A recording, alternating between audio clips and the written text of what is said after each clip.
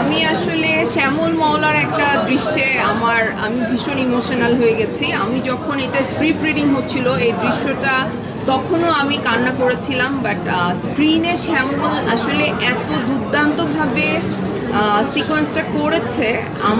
আমি আসলে, এবং আমার হাতে টিস্যু ছিল না, মেকআপ করা, একটু পরে আপনাদেরকে ইন্টারভিউ দিতে হবে, আমি তাড়াতাড়ি বের হয়ে গেছি যে আমি যদি এখন এখানে থাকি আমি হয়তো আরও অনেক বেশি কান্না করব।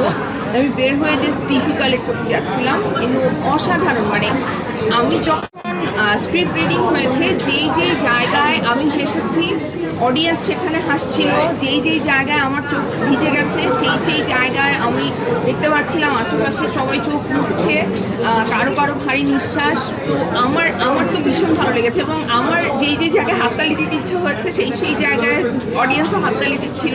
তো আমি খুব এনজয় করেছি। আমাদের অডিয়েন্স যেভাবে রিয়্যাক্ট করছিল সেইটা তো ডেফিনেটলি আমরা যারা আর্টিস্ট আছি তাদের অভিনয়ের একটা প্রভাব আছে, তানিম নূরের ডিরেকশন আছে। বাট আমি দুইজন মানুষকে এখানে আমি পরিচয় করায় দিতে চাই, স্বাধীন এবং সামিউল। এরা দুইজন হচ্ছে ওরা দুজন অভিনয় করেছে, স্ক্রিনেও দেখা গেছে, দর্শকটা মিস করবেন না। কিন্তু ওরা এত অসাধারণ স্ক্রিপ্ট লিখেছে, এত অসাধারণ ডায়লগ লিখেছে, কারণ হুমায়ুন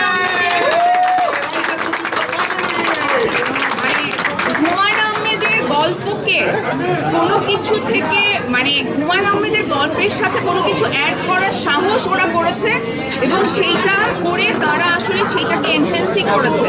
সো থ্যাংক ইউ। আমি একজন হুমায়ুন ভক্ত হিসেবে ওদের কাছে গ্রেটফুল যে ওরা আমাকে ডিসঅ্যাপয়েন্ট করে নাই। আমি ভীষণ খুশি, মানে আমি সত্যি অনেক আনন্দিত, আমার ভীষণ ভালো লেগেছে। Thank you.